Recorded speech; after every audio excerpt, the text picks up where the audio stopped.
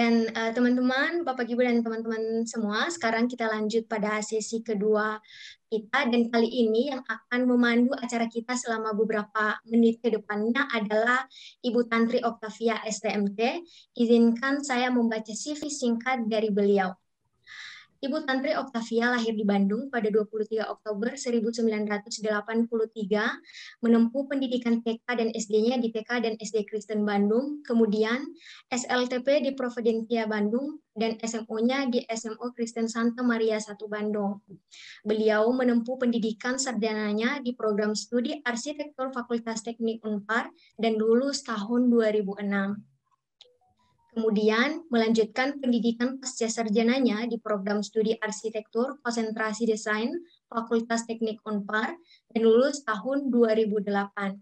Ibu Tantri Oktavia pernah magang pada konsultan arsitektur Feng Shui dan developer Providen pada tahun 2006 dengan berbagai proyek yang dikerjakan, dan juga beliau aktif dalam melakukan penelitian tentunya. Salah satu penelitiannya mengenai kenyamanan dan efisiensi energi AC pada bangunan home industry melalui desain arsitektur. Tanpa lama-lama lagi, saya langsung menyerahkan kepada Ibu Tantri untuk memandu acara sesi 2 kita pada hari ini. Waktu dan tempat kepada Ibu Tantri, saya persilakan. Terima kasih untuk MC Christina. Selamat siang semuanya. Perkenalkan, saya Tantri. Saya ditugaskan untuk menjadi moderator pada sesi seminar yang kedua dari KBK Kria Teknologi dan Media. Untuk mempersingkat waktu, saya akan langsung saja kita masuk ke sesi pertama, yaitu pembicara dari Insinyur M. Irfan Nurrahman, MDS, yang akan membawakan topik tentang augmented reality untuk desainer interior. Sebelumnya, saya akan membacakan CV singkatnya dari Bapak Irfan, atau kita kenal sehari-hari dengan nama Pak Irfan ya. Pak Irfan ini mungkin bisa dibaca aja di slide, saya akan membacakan secara singkat. Pak Irfan ini S1 lulus dari Teknik Arsitektur ITB Bandung pada tahun 1992 dan S2 ditempuh di program Magister Desain Sekolah Pasca Sarjana ITB yang lulus pada tahun 2012. Pak Irfan pada tahun 92 dari tahun 1992 hingga saat ini bekerja sebagai konsultan biro desain untuk sebagai arsitek dan desainer interior dalam berbagai desain, baik rumah tinggal, desain interior, dan perancangan di bidang grafis. Tahun 2019 berpengalaman sebagai trainer dalam penggunaan komputer. Pada tahun 2008 hingga sekarang, beliau menjadi salah seorang staf dosen dalam jurusan desain interior arsitektur Fakultas Seni Rupa dan Desain Universitas Kristen Maranatha. Pak Irfan ini memiliki minat khusus pada bidang teknologi informasi dan komunikasi yang berkaitan dalam proses mendesain. Nah, untuk tidak panjang lebar lagi, kita akan mempersingkat waktu. Silakan Pak Irfan untuk menyampaikan materinya. Oke, terima kasih Bu Tantri. Ya, silakan Saya Pak. izin 10 menit, Pak. Share screen. Oke. Ya. Ya, silakan. Selamat siang teman-teman semua. Saya Irfan. Di kesempatan kali ini saya akan memperkenal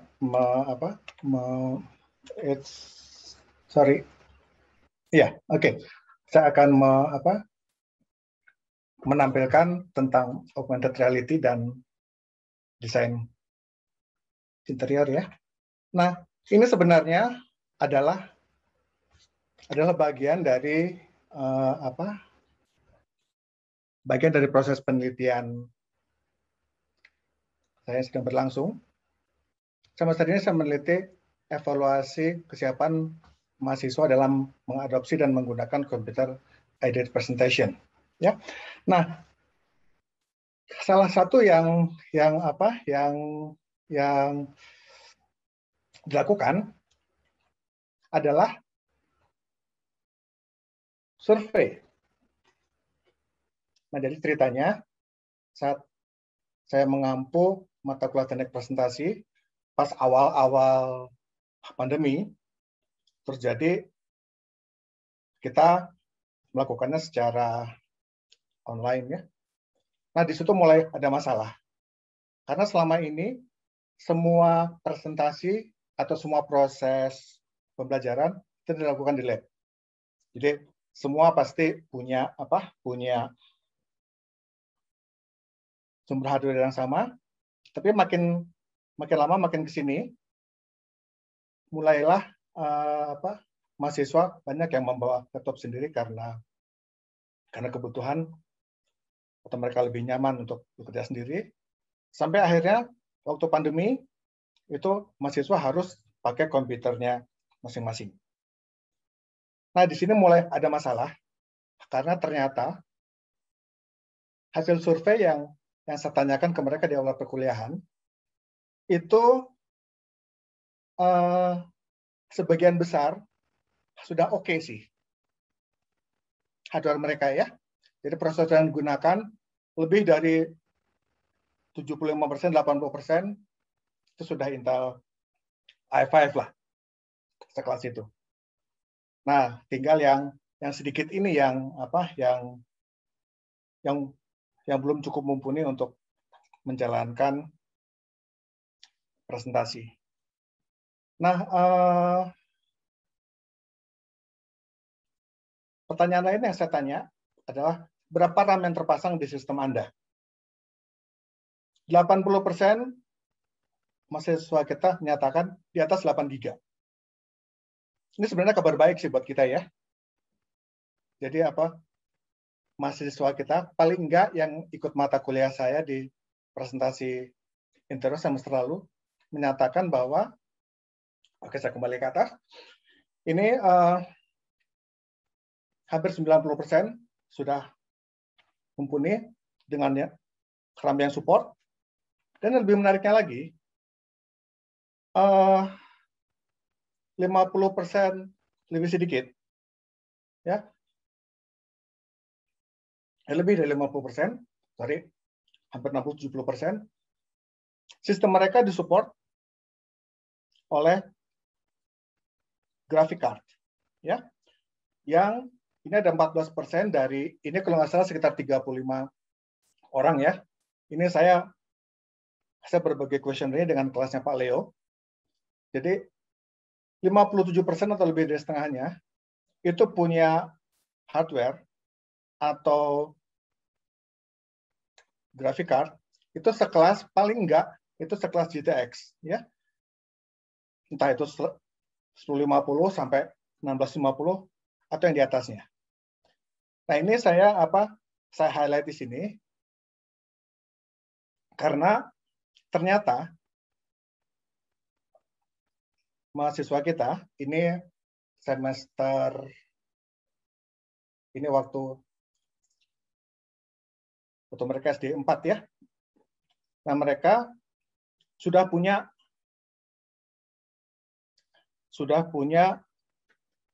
piranti ini ya.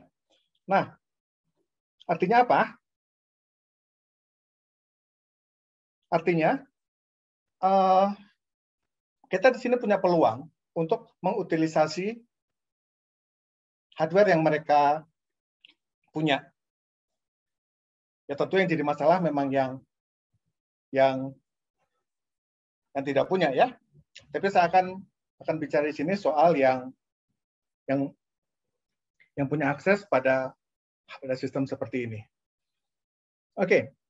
Nah, dengan hardware seperti ini ya. Ini kita bisa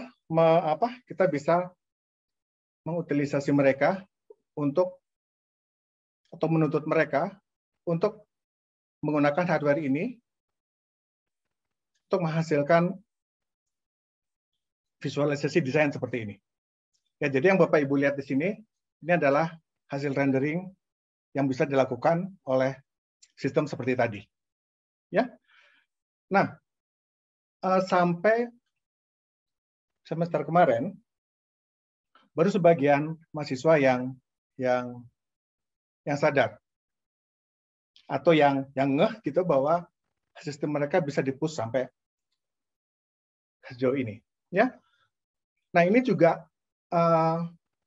ternyata membuat perbedaan atau mendefinisikan ulang soal apa itu presentasi detail interior yang diminta pada saat SDI. Ya, yang disebut detail interior itu hanya bentuk umumnya ya, menghasilkan bentuk sudut, bentuk apa? Bentuk pertemuan antara dinding lantai atau dinding dan langit. Nah, tapi dengan sistem seperti ini, ya, bahkan tekstur pun bisa dieksplorasi di sini, ya, dengan hardware yang sebagian mahasiswa yang kita punya. Mata kuliah PI2 kemarin itu sudah dicoba untuk mengeksplorasi teknik penggunaan material PBR namanya ya. Ada physical based rendering dan juga pencahayaan dengan menggunakan teknik high dynamic range. Hasilnya sangat realistis. Nah, dengan sistem yang mereka punya juga, mereka bisa dengan cepat menghasilkan alternatif seperti ini. Ya. Jadi bahan yang sama, mereka bisa diminta untuk mencoba melakukan beberapa alternatif penggantian warna dan sama realistisnya. Ya. Nah, dan yang menariknya, ini bisa dilakukan saat itu juga pada saat asistensi. Ya, saya mencoba untuk menerapkannya di mata kuliah SDI 4 dan ternyata belum semua siap untuk melakukan ini, ya. Nah, lalu juga utilisasi dari sistem yang seperti tadi itu kita bisa dilakukan juga, mengingat ada tren akhir-akhir ini bahwa kalau misalnya beberapa tahun yang lalu kita lebih familiar dengan 3ds Max, dengan Blender, atau dengan V-Ray, di akhir-akhir ini muncul ada beberapa software yang lebih terspesialisasi. Ya, kita tahu bahwa Max itu sangat general, V-Ray juga untuk render general, begitu juga dengan Blender. Nah, untuk akhir-akhir ini itu mulai populer di kalangan mahasiswa, ada software yang spesialis ya dan compact, tidak rumit untuk mengoperasikannya. Itu software yang berorientasi pada real-time visualization. Ya. Jadi mereka sangat terspesialisasi dan user interface-nya sangat compact.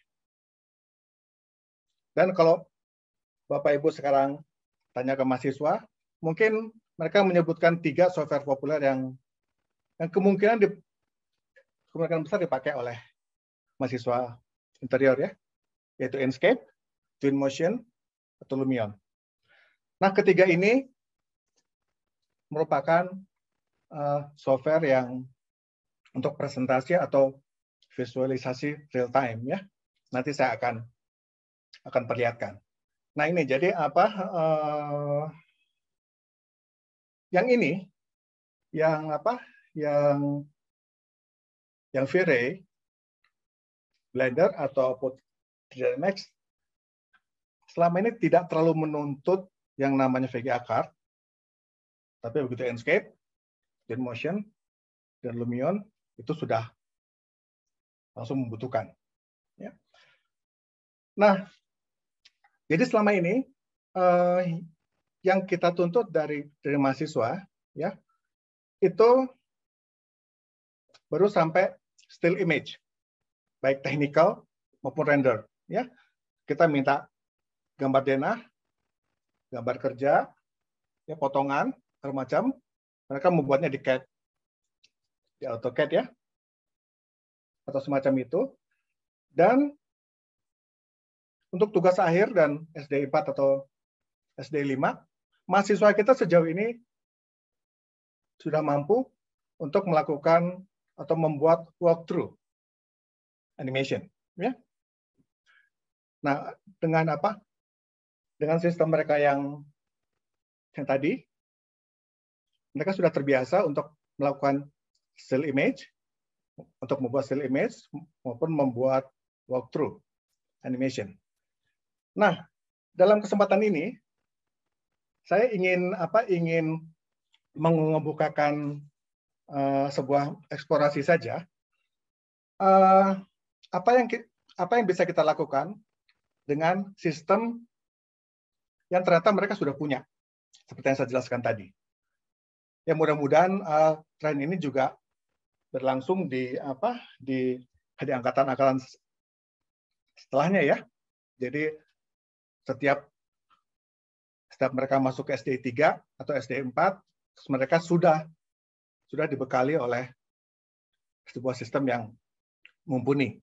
Karena bagaimanapun itu juga akan menjadi tuntutan pada saat mereka kerja praktek, ya. Ada beberapa yang mahasiswa yang cerita di kerja praktek mereka juga membutuhkan seperti ini. Oke. Nah, kita masuk ke salah satu next atau level selanjutnya dari visualisasi yang bisa dilakukan di interior adalah semacam presentasi yang interaktif, ya. Bukan saat asistensinya atau saat tatap mukanya, tapi hasil dari luaran produk visualisasinya yang interaktif. Ada beberapa buku ini disebutnya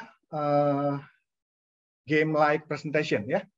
Jadi kalau Bapak Ibu main game itu sudah pasti interaktif. Nekan tombol W, dia akan maju, A nyamping, S, D, atau Q sama E, dia akan naik turun.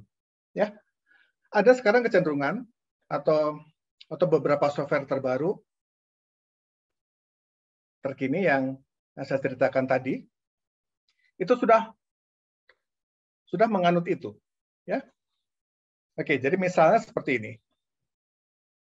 Ya, oke, saya akan contohkan satu hal.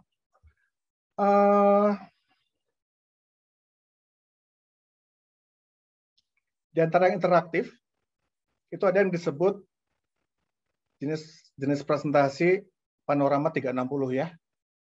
Ini saya dengan Pak Leo. Halo Pak Leo. Kita sudah mencoba untuk di SDI 4. Mahasiswa harus menggunakan tipe presentasi ini. Ya, karena sekarang makin sangat mudah, ya. Dengan support sistem yang mereka punya tadi, mereka dimungkinkan untuk membuat salah satu tipe presentasi game-like presentation ini adalah yang panorama 360. Nah, jadi keunggulannya, ya selain dia interaktif, juga menimbulkan efek of presence, ya, yang lebih kuat. Oke, saya akan perlihatkan seperti ini. Oke, mudah-mudahan ini terlihat, ya. Nah, ini kalau kita lihat seperti ini adalah still image, ya. Tapi Bapak Ibu lihat di bawah, ini ada tombol W, A, S, D, E, Q. Ini mirip dengan game, ya. Oke. Nah, sekarang saya sedang menekan tombol W dan A, oke. Terus kemudian saya akan melihat ke segala arah. Oke, saya mundur lagi. Oke, saya lihat lagi. Oke, bahkan saya pengen tahu Detail materialnya seperti apa? Oke, material ini, iya. Oke. Bahkan kalau kita ingin tahu itu buku apa aja sih yang ada di sini ya. Oke. Oke, kita maju lagi. Saya sedang menekan tombol W di sini. Oke. Saya lihat desain langit-langitnya seperti apa. Oke. Oke. Nah, ini yang apa? Yang disebut game-like presentation ya. Nah, jadi ini file ini itu kita kirim ke klien, atau mungkin nanti satu saat untuk tugas akhir mahasiswa, ini mereka mewajibkan ini. Dengan demikian, semua desain dia itu terlihat semuanya. Ya, jadi kita sebagai dosen, oke, kita bisa melihat bahkan detail di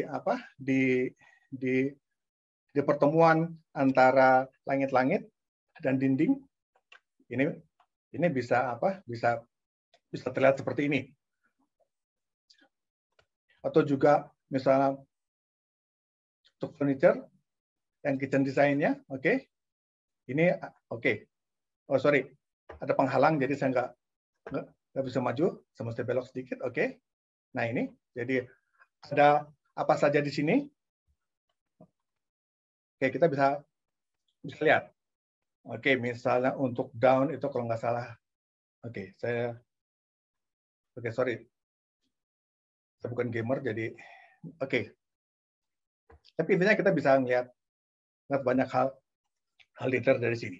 Ya, oke. Maaf Pak, waktunya 5 menit lagi. Oke, baik. Nah, lalu setelah interaktif waktu seperti ini, apalagi yang bisa kita punya? Ya. Nah, kali ini saya coba untuk mencoba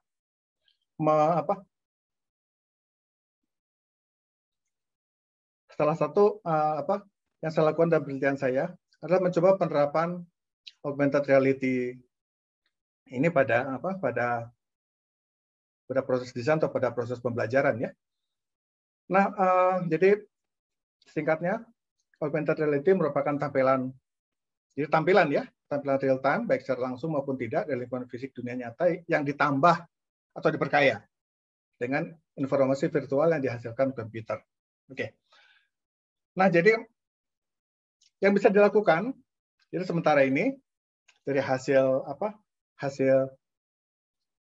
studi pustaka dan sumber lain yang saya coba. Ini saya menemukan bahwa sebagai piranti visualisasi, seorang desainer interior dimungkinkan untuk melakukan banyak hal seperti ini misalnya, ya. Oke. Ya, kita tes saja langsung di tempat. Oke, dia akan menghasilkan seperti ini. Ya. Oke. Ataupun kita bisa mengevaluasi seperti ini. Ya. Oke, kita bisa nyimpan sesuatu di sana. Ya, kita lihat ini. Atau juga misalnya seperti ini, ya. Dan ini juga sekarang bisa menambah ke sampai di ponsel, ya. Jadi ponsel-ponsel sekarang itu luar biasa. Mulai bermunculan prosesor HP game, ya, dengan game yang prosesor dan RAM maupun storage yang besar untuk melakukan seperti ini. Nah, hal kedua yang menarik, ini juga untuk dosen terutama, bahwa kira-kira 1 bulan yang lalu itu augmented reality ini ditambahkan pada portal rumah belajarnya Kemendikbud. Ya, jadi sepertinya ini akan nggak tahu ya ke depannya seperti apa, tapi ya, yang paling enggak ini dia sudah mencontohkan bahwa ini bisa digunakan. Bahkan fiturnya ditambahkan pada website yang sudah ada, ya. Oke, nah ini Bapak Ibu nanti Bisa lihat. Nah, salah satu konten yang ada di rumah belajar itu seperti ini, ya. Ini tetap pembangkit listrik. Ini jadi siswa SD, SMP, SMA sampai SMK, oke, mereka bisa punya seperti ini, ya. Oke. Nah, untuk kita sendiri, ya, ini diinisiasi oleh Bu Eli. Halo Bu Eli, ya. Bu Eli ingin mencoba untuk apa sih? Bagaimana kemungkinannya untuk dipakai di interior? Oke, izinkan saya untuk share apa yang sedang saya kerjakan. Jadi ini ada satu sampel yang sedang dikerjakan. Sorry banget, ini belum selesai. Nah, jadi saya coba untuk merespon ini dengan menampilkan wood joinery, ya. Oke, jadi kita tahu ada end joint, ada edge joint, angle joint, segala macam. Oke lah, ini sambil dari bukunya Ching. Oke, saya coba untuk membuat visualisasinya apa yang bisa kita lakukan untuk di kita paling nggak, ya. Oke, ini sorry saya belum compile menjadi APK. Jadi saya masih tunjukkan di langsung di layar monitornya, ya. Nah, jadi oke, di join kita punya beberapa tipe, ya, seperti scarf joint. Oke, bisa kita lihat dari beberapa sudut. Oke, ini back, ya. Oke, sekali lagi saya play. Nah, jadi oke, dia interaktif, dia mau presentasi mulai dari kapan saja, mulai dari mana saja. Nah, dan ini saya pikir saya tunjukkan ini untuk memicu diskusi tentang peluang ini untuk digunakan di jurusan kita, ya, di interior. Oke, ini adalah referensi yang saya gunakan untuk membuat ini. Kalau Bapak Ibu yang berminat, silakan. Oke, Bu Tantri, silakan. Terima kasih. Sekian dari saya. Oke, terima kasih Pak Irfan. Ya. Kita lanjut ke pembicara berikutnya. Sebelumnya, jika ada yang mau bertanya ke Pak Irfan, silahkan tulis di kolom chat. Pak Irfan _2 pertanyaannya. Oke, sekarang kita masuk ke pembicara berikutnya dari dari Ibu DRA Nina Nurfiana MDS mengenai augmented reality di kemasan. Nah, ini CV dari Ibu Nina. Ibu Nina ini banyak sekali berkarya dan beberapa karyanya dipamerkan di forum internasional seperti Maritime Spice Trading Routes yang diadakan di Maranatha tahun 2021 ini, dan pameran karya di 2014 di Nanning, China. Lalu beberapa publikasi baik internasional maupun nasional. Lalu beliau juga pernah jadi pembicara mengenai kemasan, food packaging di Netherlands pada tahun 2019. Pada tahun 2014 beliau menjadi dosen tamu, ya, mengenai oleh-oleh packaging di Guangxi Art Institute China. Selain itu, beliau juga menjadi pembina forum kemasan di UMKM di daerah Bojong Soang pada tahun November 2019. Lalu beliau ada beberapa pengabdian masyarakat di beberapa tempat mengenai pelatihan packaging. Begitu CV singkat yang saya bacakan. Mungkin bisa langsung dimulai presentasi dari Ibu Nina. Terima kasih Bu Tantri. Ya, terima kasih. Selamat siang buat rekan-rekan dan mahasiswa. Kesempatan ini saya akan menyampaikan tentang augmented reality pada kemasan. Jadi kalau tadi Pak Irfan sudah membeberkan tentang AR di interior, maka ini sekarang di kemasan. Jadi tadi beberapa sudah bisa terbayang ya dari melihat presentasi dari Pak Irfan. Lanjut. Di revolusi industri ditandai dengan cyber fisikal berupa konektivitas manusia, mesin, dan data secara virtual. Memungkinkan teknologi ini dimanfaatkan sebagai sarana berbagi berbagai informasi. AR adalah integrasi antara benda-benda 2D, 3D, antara maya dan nyata yang dapat diakses secara nyata dan interaktif.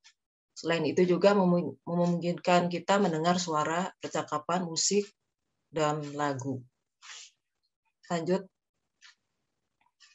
Kalau di kemasan itu pemanfaatan QR itu udah jadi satu peraturannya buat di Indonesia. Jadi produk-produk itu di kemasannya harus ada QR, dan kalau di tab itu nanti dia akan berisi berbagai informasi dari entah dia dari produsennya, entah dari kandungannya, entah dari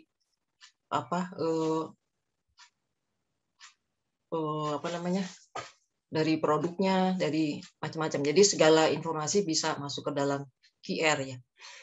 Dan AR pada kemasan, produk kemasan makanan sudah banyak digunakan, tapi kebanyakan di perusahaan di luar negeri. Di Indonesia juga sudah mulai ada maksudnya memang ada perusahaan AR khusus packaging ya.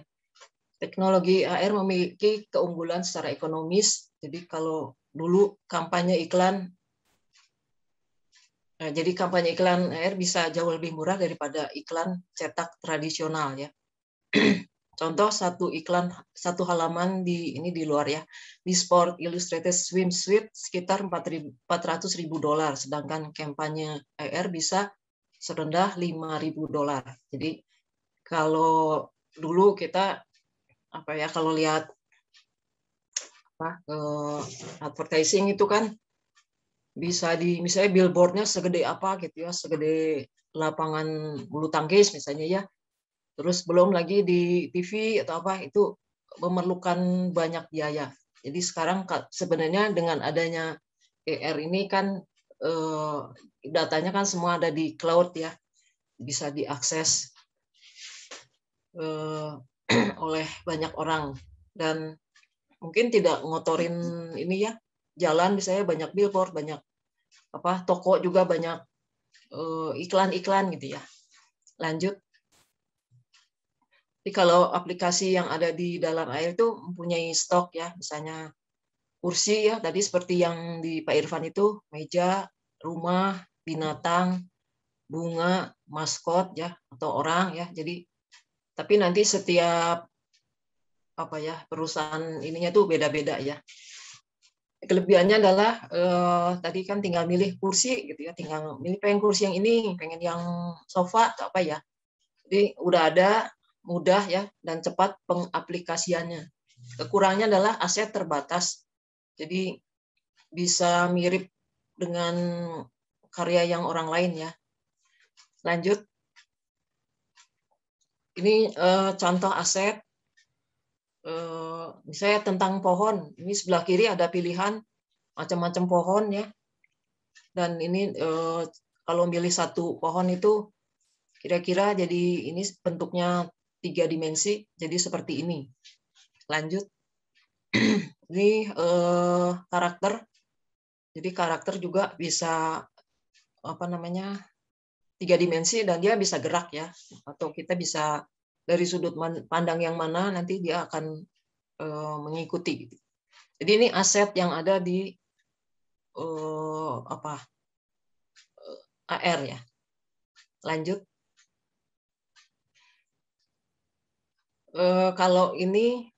Kalau tadi kan di AR itu kan udah ada asetnya, tapi kalau misalnya nggak mau pakai yang di di aplikasi itu bisa juga ya, misalnya bikin sendiri, ya mungkin mahasiswa banyak ya dalam tugas akhir atau apa, pakai sumber gambar dari video, film, bikin sendiri misalnya animasi, motion graphic dan lain-lain ya.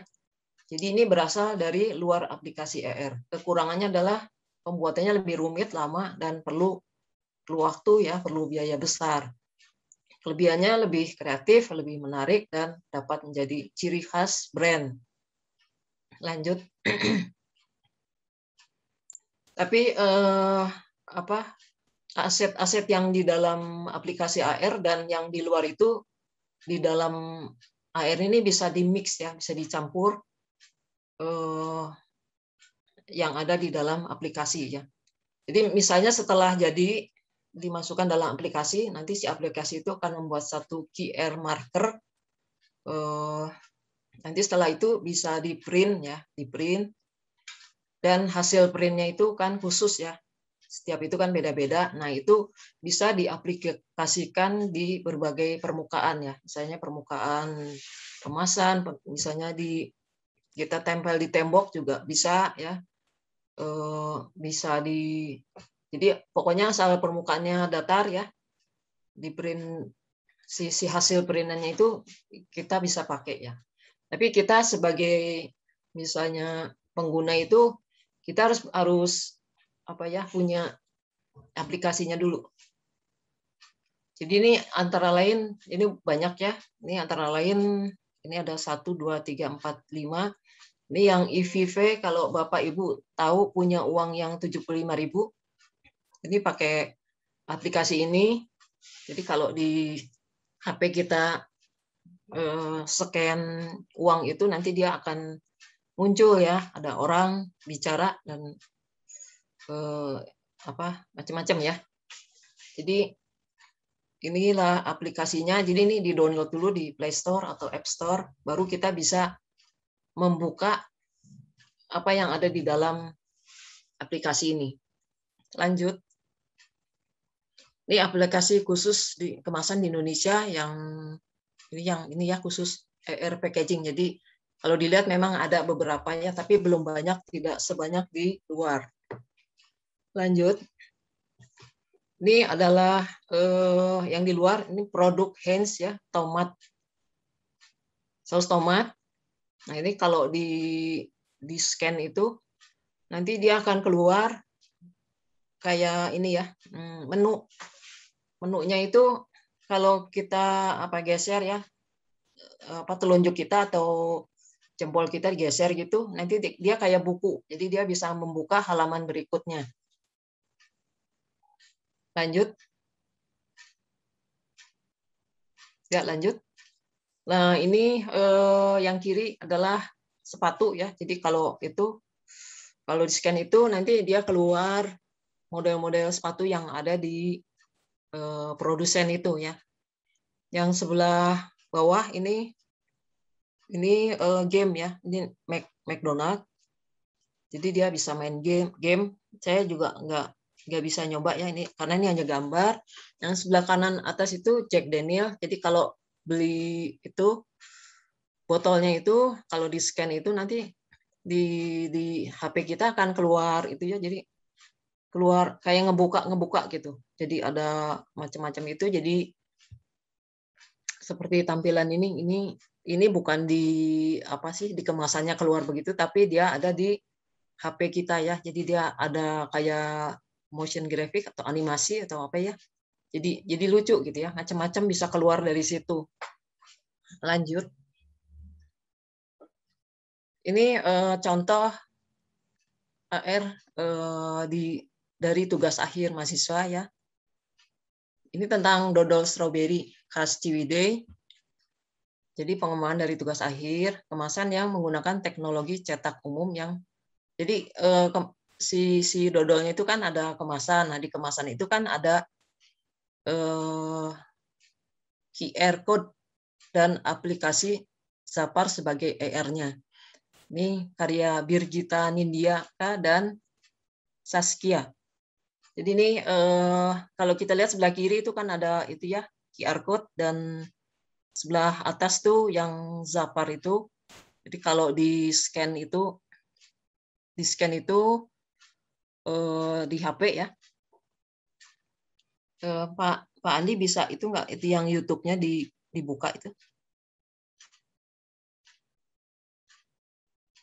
Tapi kalau di tab situ dia akan muncul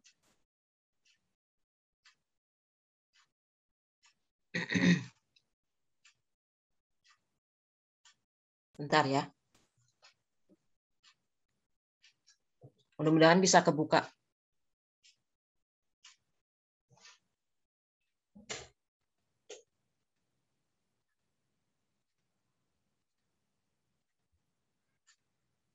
Plans in one click. See the big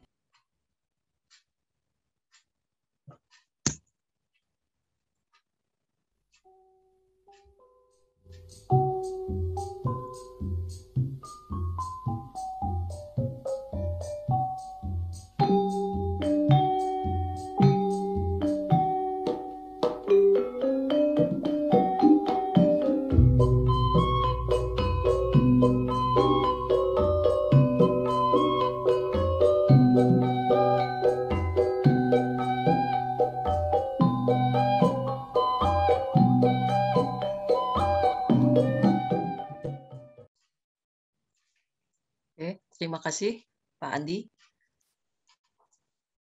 Jadi tadi kita bisa lihat ya dari Maaf tugas Bu, itu. 5 menit lagi. Ya, dari tugas itu, jadi kita bisa mendengarkan lagu Sunda ya dan bahasa Sunda ya. Jadi bisa menampilkan kelokalan.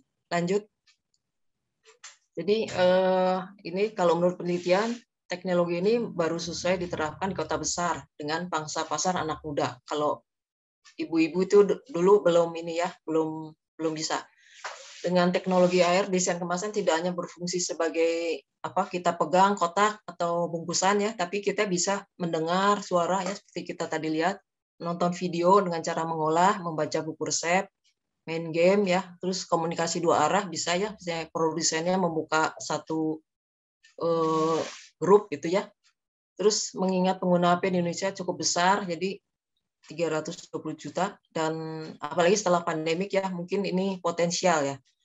Tapi kalau tidak dirawat ya sama seperti yang lain, konsumen akan kehilangan minat jika konten tidak diperbarui. Lanjut.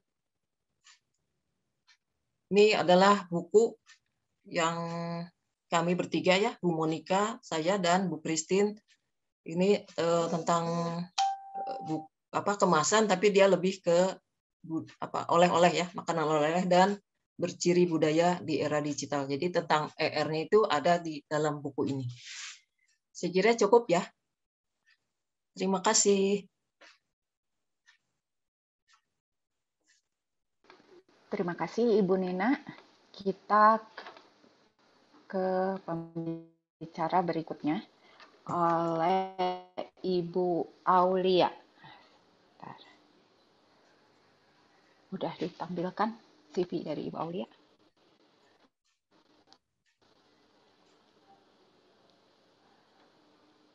Oke, pembicara berikutnya oleh Ibu Aulia Wara Arimbi Putri SDS MDS dengan judul Pengolahan Motif dan Warna Alami pada Kain Rayon sebagai Potensi Material Sustainable Fashion. Ibu Aulia ini S1 Karya Tekstil di FSRD ITB dan S2 Magister Desain FSRD ITB.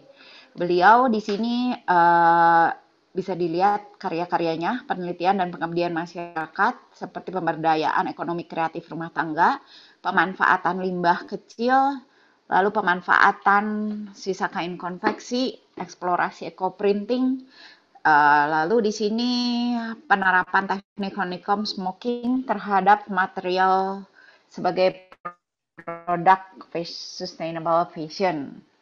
Nah, saya persilahkan Ibu Aulia untuk presentasi. 10 menit ya Bu dari sekarang. Terima kasih Bu Tantri. Minta tolong Pak Andi untuk bantu sharing screen ya.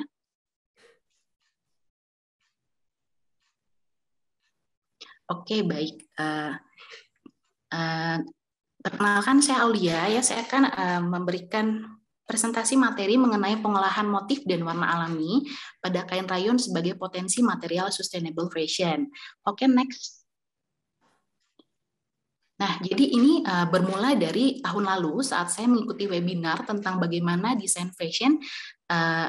bagaimana desainer fashion dalam menghadapi tantangan pada masa pandemi dan bagaimana kreativitas fashion pada masa depan seperti itu. Di sana datang narasumber dari Asosiasi Pertekstilan Indonesia, Bapak Rizal kalau tidak salah namanya. Beliau itu selain memaparkan pengaruh yang dialami industri retail di seluruh dunia, khususnya di Indonesia akibat dari pandemi, juga mengenalkan bahwa adanya kain atau serat rayon yang dicanangkan oleh asosiasi ini untuk menjadi dasar dari bahan baku material tekstil Indonesia di masa depan. Nah, pengembangan serat rayon dilakukan dengan mengkombinasikan serat alam atau selulosa ya dari tumbuhan dengan polyester yang bertujuan untuk menghasilkan material kain yang mendekati karakter alami dan ramah lingkungan tetapi tetap durable dengan harga yang lebih terjangkau khususnya bagi masyarakat Indonesia. Nah, mereka juga menganggap bahwa rayon ini merupakan masa depan industri nasional dengan menimbang bahwa di iklim Indonesia yang sangat cocok untuk pohon bahan baku serat rayon ini tumbuh dengan karakteristiknya si rayon yang hampir mendekati serat kapas atau kain katun gitu ya. Kandungan bubur kayu serat pohon rayon ini juga sangat mudah diurai dalam tanah. Nah, perawatan kain rayon dianggap lebih mudah dibandingkan dengan katun, terutama katun yang mengandung konsistensi katunnya itu 60% ke atas gitu, yang biasanya lebih mudah kusut ataupun sutra yang lebih mahal dan kurang terjangkau apabila dijadikan sebagai material modal produk fashion retail di Indonesia. Oke, next Pak. Oke, jadi setelah itu muncullah pertanyaan dan rasa penasaran saya gitu ya, apakah dengan kandungan rayon yang merupakan mix antara selulosa dan polyester itu dapat sejalan dengan maraknya tren produk fashion sustainable saat ini, dan apakah teknik reka tekstil alami dapat diterapkan ke dalam serat rayon ini dengan baik. Jadi melalui penelitian ini dengan metode eksperimen saya lakukanlah proses reka tekstil. Jadi reka tekstil itu merupakan teknik pengolahan material tekstil berupa kain ya. Di dalam pengolahannya itu biasanya terdapat teknik surface atau permukaan dan juga teknik struktur.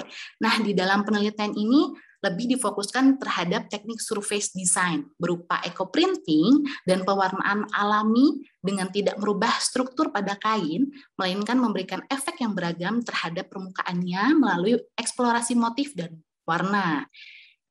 Proses eco printing atau cetak daun ini memanfaatkan kandungan tanin pada daun untuk memunculkan jejak motif daun tersebut di permukaan kain atau juga bisa di kertas ya.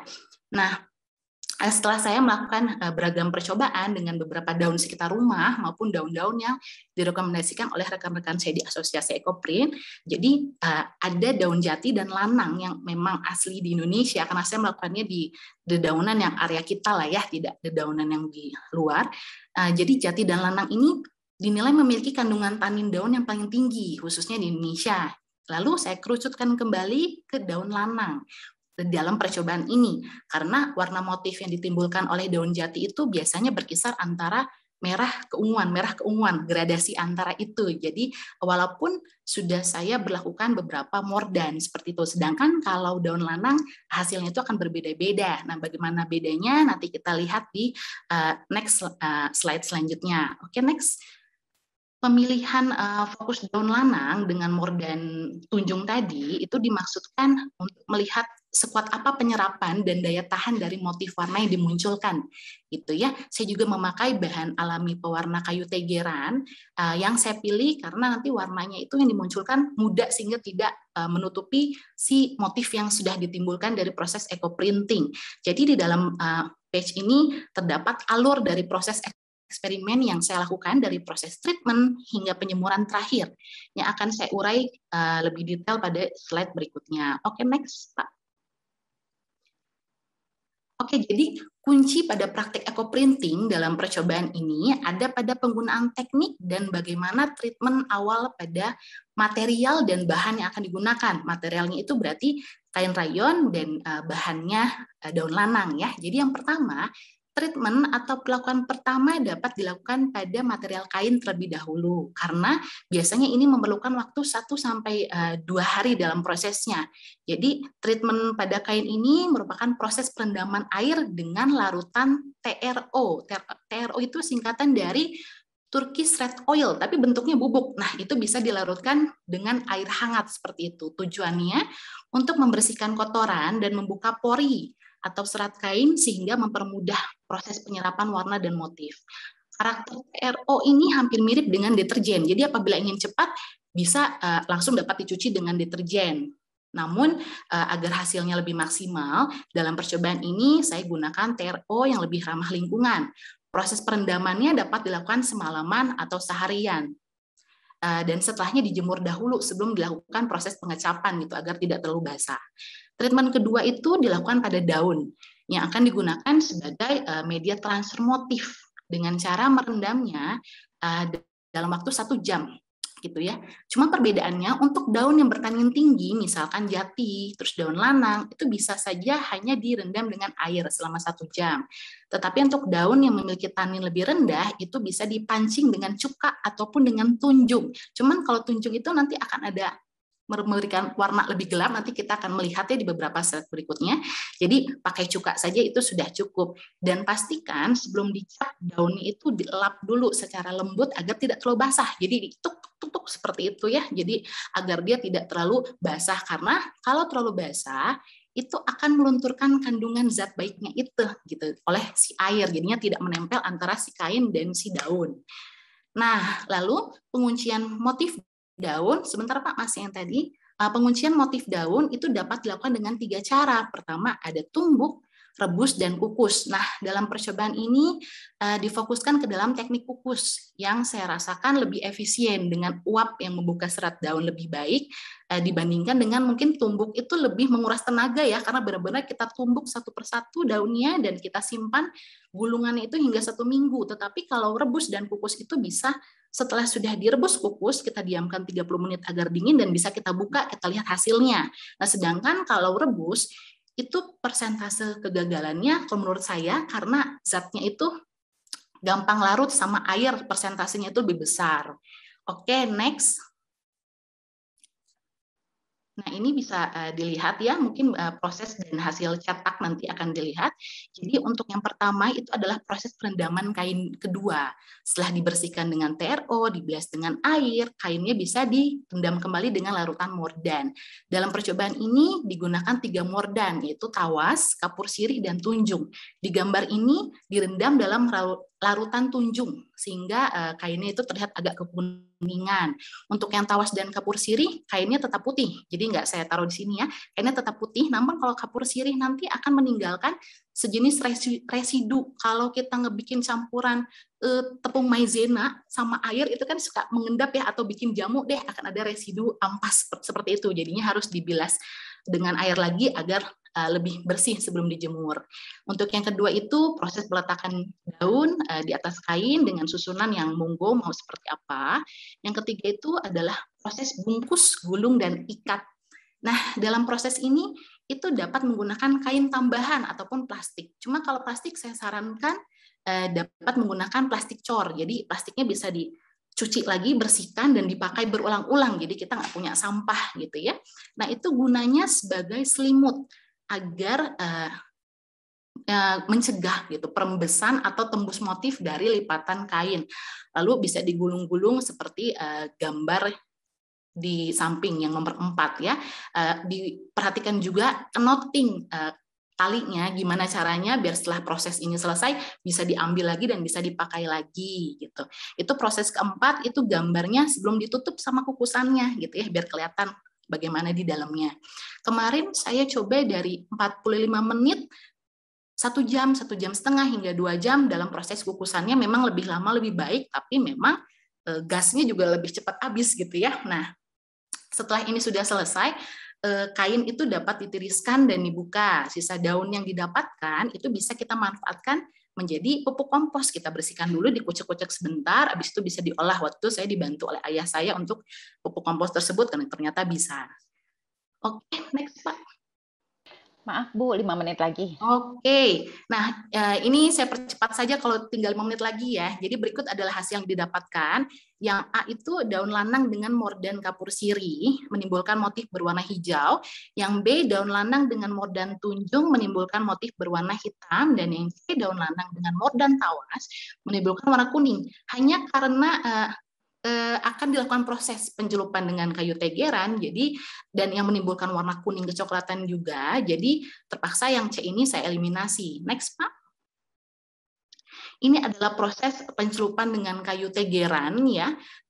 Next saja langsung. Oke, jadi ini adalah hasilnya dengan pencelupan tersebut. Yang A itu daun lanang dengan kapur sirih yang tadinya memiliki warna motif hijau berubah menjadi pias kecoklatan sehingga harus saya eliminasi karena sulit untuk dilakukan pengamatan pada motif daunnya gitu. Untuk yang B, daun lanang dengan tunjung ini tetap memiliki warna motif daun berwarna hitam yang kuat sehingga dapat dilanjutkan ke dalam uji ketahanan berikutnya. Next Pak. Nah, ini adalah fiksasi dan uji ketahanan ya. Proses fiksasi dan uji ketahanan ini yang dilakukan pada Ryan yang diberikan motif daun lanang dan mordan tunjung mendapatkan hasil seperti gambar yang pertama itu setelah dicelup. Jadi itu masih dalam keadaan basah 5 menit seperti foto yang tadi saya taruh di sana. Ini adalah fotonya. Yang kedua, memang setelah saat dicelup itu si motif itu akan langsung terlihat buyar, terlalu pekat karena memang itu adalah hal yang wajar saat dilakukan pencelupan. Jadi jangan khawatir karena nanti semakin kering, semakin dibilas itu akan lebih memudar. Seperti yang nomor 2, itu setelah dibilas dengan air dan dijemur hingga kering. Dan yang ketiga itu setelah dilakukan fiksasi, dicuci dan dijemur kembali. Jadi proses fiksasi itu adalah proses penguncian warna dan motif pada kain dengan menggunakan mordan. Nah, pada percobaan ini saya gunakan mordan tawas gitu ya, tidak tunjung lagi. Karena tawas itu sifatnya memudahkan warna. Jadi untuk membuat warna lebih cerah dan motif lebih terlihat dibandingkan dengan tunjung itu yang akan membuat warna lebih gelap gitu. Jadi agar saya dapat melihat gitu daya tahan dan lain sebagainya. Next, Pak. Dan setelah selesai kain ini sudah dapat diolah gitu ya. Saya proses sebagai produk fashion seperti di gambar itu ada kemeja lengan panjang. Jadi saya pengen lihat apakah kain rayon ini mengalami perubahan pada seratnya, apakah menjadi gampang rusak setelah melalui berbagai macam ragam uji coba tadi gitu ya. Apakah tetap nyaman, apakah bisa menjadi daya jual seperti itu. Jadi hasilnya seperti ini. Oke, next Pak. Nah, jadi untuk kesimpulannya, untuk penurunan warna 2-3 kali adalah hal yang wajar setelah dilakukan fiksasi, pencucian, dan penjemuran. Terutama dalam percobaan ini hanya dilakukan pencelupan warna sebanyak 1 kali. Yang saya maksudkan itu agar tidak menutupi motif yang ditimbulkan, gitu, yang didapatkan. Namun sebenarnya proses dapat dibalik.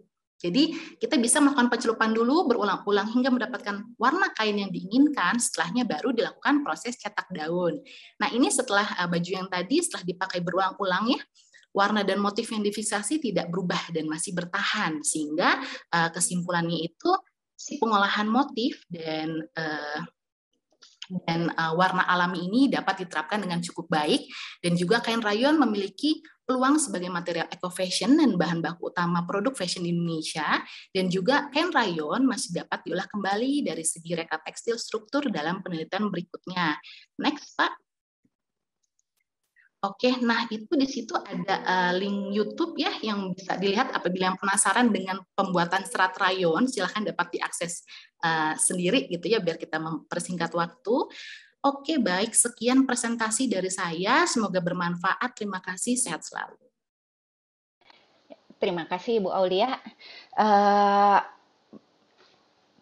Seminar pada hari ini terdiri dari 3 pembicara, sudah selesai. Silakan Bapak Ibu jika ada pertanyaan, silakan tulis di kolom chat kepada siapa Bapak Ibu akan bertanya, lalu pertanyaannya.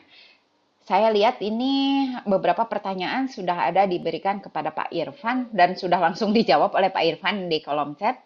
Supaya mempersingkat waktu, silakan Bapak Ibu mengetik pertanyaan sambil saya membacakan kesimpulan dari seminar hari ini.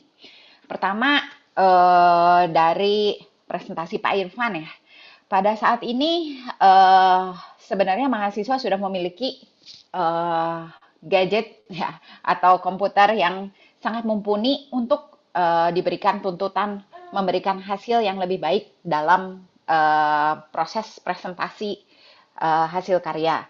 Mahasiswa saat ini sudah mulai terbiasa membuat still image, walkthrough yang dan interaktif. Bahkan Kemendikbud juga sudah mendukung untuk mengadakan proses AR di dalam proses pendidikan ya. Dan saat ini AR itu sudah diuji cobakan khususnya di interior Maranatha dalam proses pengajaran yang tadi sudah ditunjukkan Pak Irfan. Contohnya seperti memperkenalkan atau menjelaskan join kayu gitu. Berikutnya dari Ibu Nina. Ini mengenai AR dalam desain kemasan. Ternyata AR juga sudah banyak sekali dipergunakan di dalam desain kemasan, terutama di negara luar. Dan sepertinya saat ini AR tuh sudah mulai diwajibkan, terutama tadi saya lihat adanya sustainable ya atau penghematan yang luar biasa besar dengan ditemukannya teknologi AR. Namun teknologi AR ini di Indonesia mungkin dapat dengan mudah masuk ke generasi muda karena generasi ibu-ibu ke atas mungkin masih agak sedikit kesulitan menggunakan teknologi pada saat ini. Lalu ini tadi kampanye AR dapat menghemat biaya yang cukup besar dibandingkan menggunakan iklan tradisional seperti baliho atau iklan lainnya. Lalu di sini terdapat aplikasi, sudah cukup banyak aplikasi AR yang dapat dipergunakan. Untuk di negara luar, aplikasi AR sudah dimanfaatkan pada produk makanan dan fashion. Tadi sudah diberikan contoh-contoh yang cukup menarik, mungkin dapat memberikan inspirasi bagi mahasiswa atau industri kreatif di Indonesia untuk memanfaatkan AR dalam produknya. Berikutnya presentasi dari Ibu Aulia. Ini kita banyak belajar dari Ibu Aulia ya, cukup menarik sekali. Di sini ditemukan ide pada saat pandemi di mana orang sedang berkesusahan gitu, teknologi kain yang baru untuk menekan biaya dengan hasil yang tadi dicontohkan cukup menarik sekali, yaitu dengan memanfaatkan tadi ya kain daun jati dan daun lanang yang bisa dimanfaatkan untuk membuat kain rayon. Tadi sudah dijelaskan oleh Ibu Aulia step by step tahapannya. Jadi di sini yang penting itu dalam pembuatan kain rayon menggunakan daun lanang itu adalah proses. Jadi prosesnya harus benar untuk menghasilkan kain yang baik. Dan di sini tadi daun lanang itu dan daun jati ternyata sangat banyak sekali di Indonesia, sehingga dengan memanfaatkan bahan baku yang ada di Indonesia dapat mendukung proses sustainable fashion yang ada pada saat ini. Sekian kesimpulan dari ketiga pembicara yang tadi telah disampaikan. Pada kolom chat sudah dikirimkan link untuk absen. Silakan Bapak, Ibu, dan seluruh peserta untuk mengisi absen. Di sini absen ditutup hingga jam 4. Saya cek dulu apakah ada pertanyaan.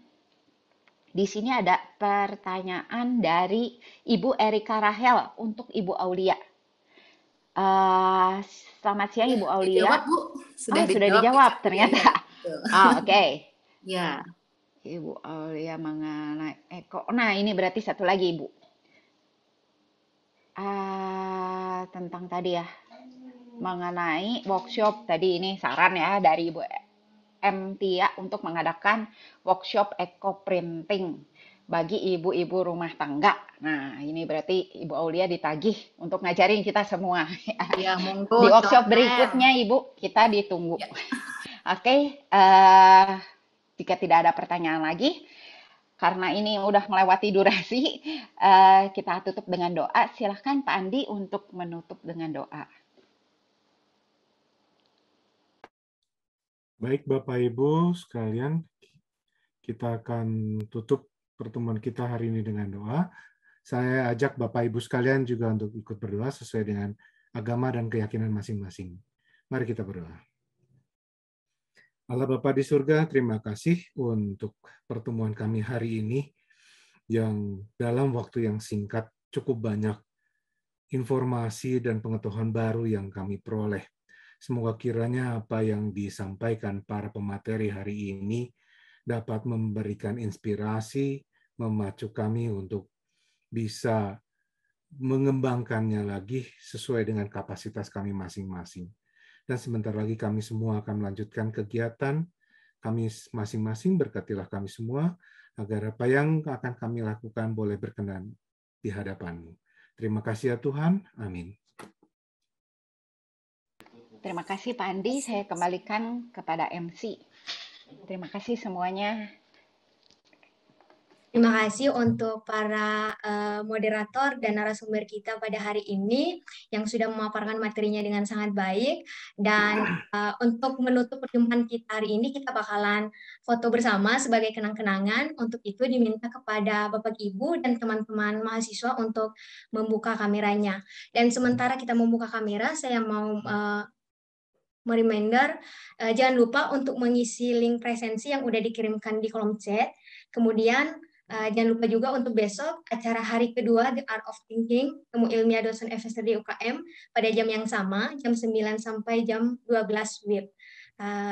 Itu ada 2 sesi juga, di mana sesi pertama itu dari KBK Teori Sejarah dan Kritik, dan sesi kedua itu dari KBK Studi Manusia yang akan dimoderatori oleh Ibu Yudita Royandi. Saya Kristina selaku MC pada hari ini mohon pamit undur diri, mohon maaf bila ada salah-salah kata. Terima kasih, sampai jumpa lagi dan selalu jaga kesehatan.